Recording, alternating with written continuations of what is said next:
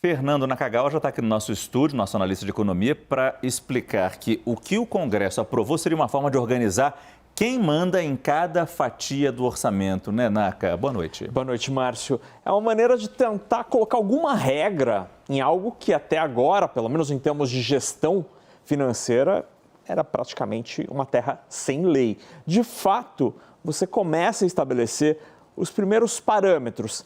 E alguns deles são importantes porque deixam um rastro. A gente preparou uma tela aqui, Márcio, para explicar os principais pontos dessa resolução. Então, a começar aqui pela esquerda, 50% do dinheiro para a saúde, educação e assistência social. Então, a gente já estabelece uma destinação para os recursos. E aí, o mais importante, haverá identificação do parlamentar responsável, haverá a assinatura, o nome de quem estabeleceu, de quem deu a ideia daquela emenda. Aí a divisão, mesmo aqui, ela foi feita da seguinte forma. O relator geral e a comissão do orçamento vão ter direito a 5% desse quinhão, dá mais ou menos R$1 bilhão. Depois, juntos, o presidente e a mesa da Câmara e o presidente e a mesa do Senado, 7,5% cada, somando aqui mais 15%. Os 80% restantes vão ser divididos entre os deputados e os senadores via bancada. A divisão será conforme o tamanho de cada bancada. Partidos com mais cadeiras em cada uma das casas vão ter direito a mais emendas. Aí a divisão aqui é 1/3 para o Senado e 2/3 para os deputados. Márcio, de fato, você cria alguns parâmetros que permitem uma gestão um pouco mais transparente, menos opaca.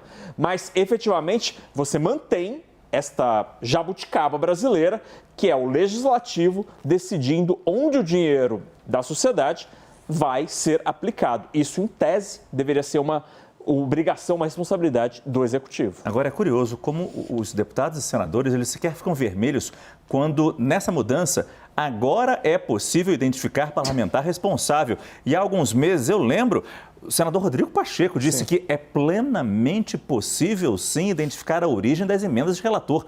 Não era. E isso prova que não era. Agora talvez seja possível.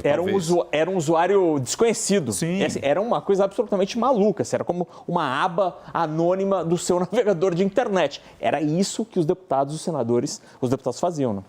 Vamos continuar essa análise? Obrigado, Naka. Agora, continuando com Gustavo Uribe, nosso analista que fala ao vivo de Brasília. Uribe, boa noite para você, que bom que está com a gente aqui no Prime Time.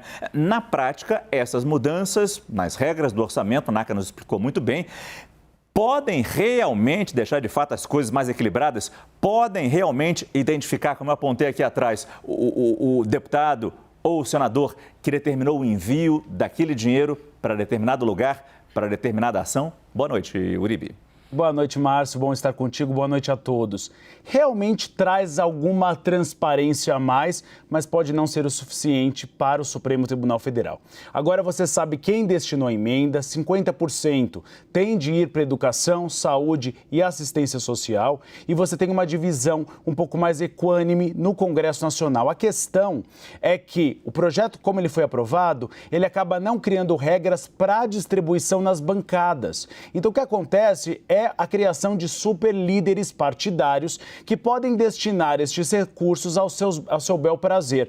Eu estava conversando com 2 integrantes de uma das bancadas, eles diziam que aqueles parlamentares que são do mesmo partido e do mesmo estado vai ficar com mais recursos aquele que é amigo do líder. Ou seja, tudo para o amigo do rei e nada para o inimigo do rei.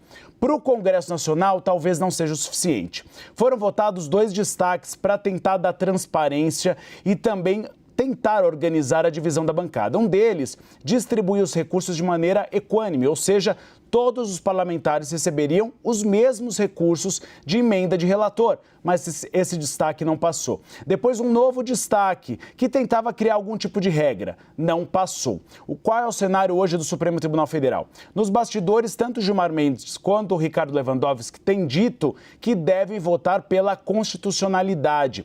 A dúvida é se eles vão na linha de Cássio Nunes Marques e André Mendonça, que simplesmente disseram que são constitucionais, ou na linha de Dias Toffoli e Alexandre de Moraes, que defenderam que as emendas de relator devem ser distribuídas como as emendas individuais, ou seja, todos os parlamentares receberão o mesmo percentual de recursos. A tendência é que eles acompanhem, então, Alexandre de Moraes e José Dias Toffoli e tentem chegar a um acordo com tanto Cássio Nunes Marques como André Mendonça. Assim, você chegaria no placar de 6-5 e mudaria a distribuição das emendas como foi aprovado no Senado.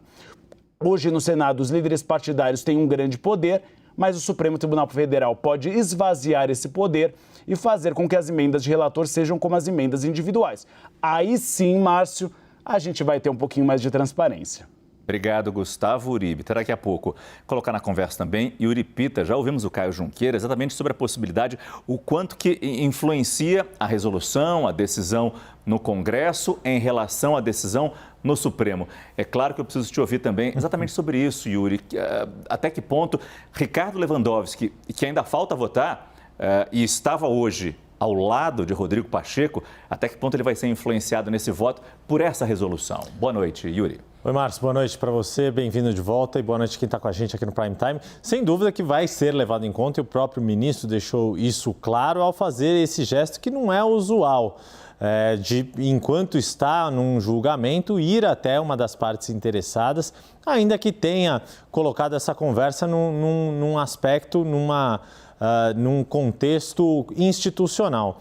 A grande questão é que, de fato, o orçamento secreto, as emendas de relator, se tornaram uma questão importante no equilíbrio entre os poderes, em especial nessa relação executivo-legislativo. E a gente vê, quando o NACA mostrou junto contigo essa divisão do bolo da pizza ali, mantendo o poder de presidência da Câmara, ou seja, a cúpula da Câmara e a cúpula do Senado terem o seu quinhão nessa divisão, além dos líderes das bancadas, que, como o Uribe estava explicando, o líder de cada bancada vai acabar tendo um poder maior do que os seus pares, já tem esse poder durante o funcionamento, para indicar comissões, para designar relatores, etc.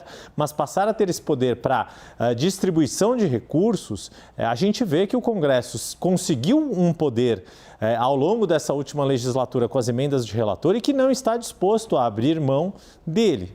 Ainda que essa questão da transparência seja louvável, como você disse, agora não tem mais essa história de usuário externo, não tem mais eufemismos para mascarar quem está sendo mais beneficiado do que o outro. Não tem mais agora como esconder qual parlamentar está sendo mais contemplado do que o seu colega. Isso vai ficar mais visível agora, mas não deixa de ter um problema de ordem constitucional importante, que é o papel de cada poder, do executivo e do legislativo, na discricionariedade, ou seja, na hora de determinar como e onde vai ser gasto o dinheiro público. E me corrija rapidamente se eu estiver errado, mas ninguém cita aí a questão do valor. 19 bilhões de reais para o Congresso, por um ano, isso ninguém discute, né? Pois é, na resolução foi estabelecido agora um teto que as emendas de relator não podem superar no seu total o total das emendas individuais, mas de qualquer modo é um montante bastante grande. No voto que abriu o julgamento em relação aos votos dos ministros, a ministra presidente do Supremo, Rosa Weber, ela deixou muito claro que o histórico das emendas de relator era para corrigir eventuais equívocos, era para ser pontual e não para ser um montante tão expressivo, tão significativo nessa parte discricionária, ou seja, nessa parte do orçamento que é típico do poder político decidir se vai ou não ser gasto, onde e quando. Então, ainda há um aspecto constitucional importante a ser debatido pelos ministros. É importante lembrar, Márcio, só para a gente encerrar. Enquanto o julgamento do Supremo não se encerrar, os ministros podem, inclusive, reconsiderar os seus votos. Por isso, esse placar que a gente tem agora, eventualmente, diante de um contexto tão complexo quanto esse, pode até ocorrer algo que não é usual, mas que, eventualmente, algum ministro pode fazer um ajuste no seu voto já dado nessa semana. Obrigado, Yuri Pita.